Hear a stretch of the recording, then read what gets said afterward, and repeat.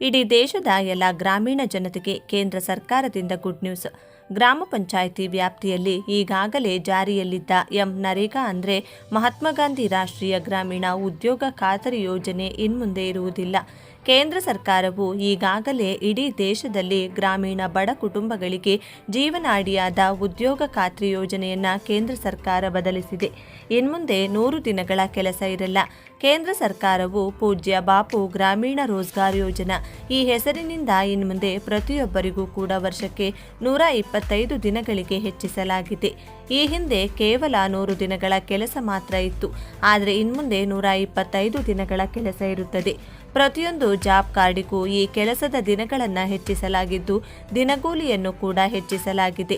ಬನ್ನಿ, ಇಷ್ಟಕ್ಕೂ ನೀವು ಕೂಡ ಗ್ರಾಮೀಣ ಪ್ರದೇಶಕ್ಕೆ ಒಳಪಟ್ಟವರಾಗಿದ್ದರೆ ಅಥವಾ ನೀವು ಕೂಡ ಹಳ್ಳಿಯವರಾಗಿದ್ದರೆ, ನಿಮ್ಮ ಊರು ಕೂಡ ಗ್ರಾಮ ಪಂಚಾಯಿತಿ ವ್ಯಾಪ್ತಿಗೆ ಒಳಪಟ್ಟಿದ್ರೆ, ನಿಮ್ಮ ಊರಿನಲ್ಲಿಯೂ ಕೂಡ ಉದ್ಯೋಗ ಖಾತ್ರಿ ಯೋಜನೆ ಜಾರಿಯಲ್ಲಿದ್ದರೆ, ನೀವು ಕೂಡ ಜಾಬ್ ಕಾರ್ಡ್ ಹೊಂದಿದವರಾಗಿದ್ದರೆ ತಪ್ಪದೆ ವಿಡಿಯೋಗೆ ಲೈಕ್ ಮಾಡಿ. ಹಾಗೂ ಇಷ್ಟಕ್ಕೂ ಮಹಾತ್ಮ ಗಾಂಧಿ ರಾಷ್ಟ್ರೀಯ ಗ್ರಾಮೀಣ ಉದ್ಯೋಗ ಖಾತ್ರಿ ಯೋಜನೆಯನ್ನ ಬದಲಿಸಿ ಪೂಜ್ಯ ಬಾಪು ಗ್ರಾಮೀಣ ರೋಜ್ಗಾರ್ ಯೋಜನೆಯನ್ನಾಗಿ ಹೆಸರು ಬದಲಾಯಿಸಿದ್ದು ಮತ್ತು ಸಾಕಷ್ಟು ನಿಯಮಗಳಲ್ಲಿ ಬದಲಾವಣೆ ಮಾಡಲಾಗಿದ್ದು, ಕೆಲಸದ ದಿನಗಳು ಹಾಗೂ ವೇತನ ಇತರೆ ಮುಂತಾದ ವ್ಯತ್ಯಾಸಗಳನ್ನು ಮಾಡಲಾಗಿದ್ದು, ಎಲ್ಲ ಸಂಪೂರ್ಣ ಮಾಹಿತಿಯನ್ನು ತಿಳಿದುಕೊಳ್ಳಲು ತಪ್ಪದೆ ವಿಡಿಯೋವನ್ನು ಕೊನೆವರೆಗೂ ನೋಡಿ.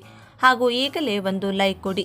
ಹಾಗೂ ರಾಜ್ಯದ ಎಲ್ಲ ಗ್ರಾಮೀಣ ಜನತೆಗೆ ತಲುಪುವವರೆಗೂ ಎಲ್ಲ ಕಡೆ ಶೇರ್ ಮಾಡಿ.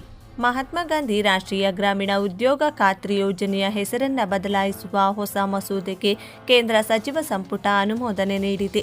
ಈ ಯೋಜನೆ ಮುಂದಿನಿಂದ ಪೂಜ್ಯ ಬಾಪು ಗ್ರಾಮೀಣ ರೋಜ್ಗಾರ್ ಯೋಜನೆ ಎಂಬ ಹೆಸರಿನಲ್ಲಿ ಪರಿಚಿತವಾಗಲಿದೆ.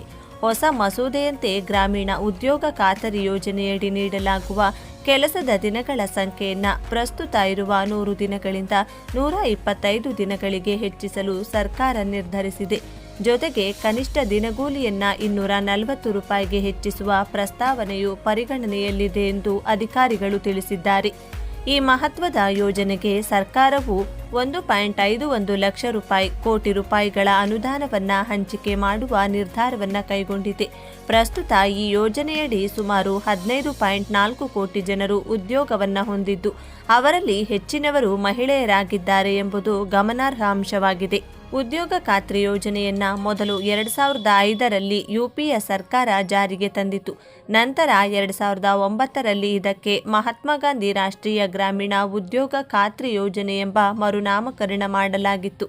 ಗ್ರಾಮೀಣ ಪ್ರದೇಶಗಳ ಆರ್ಥಿಕವಾಗಿ ಹಿಂದುಳಿದ ಕೌಶಲ್ಯರಹಿತ ಕಾರ್ಮಿಕರಿಗೆ ವರ್ಷಕ್ಕೆ ಕನಿಷ್ಠ 100 ದಿನಗಳ ಉದ್ಯೋಗವನ್ನು ಒದಗಿಸುವುದು ಈ ಯೋಜನೆಯ ಮೂಲ ಉದ್ದೇಶವಾಗಿತ್ತು.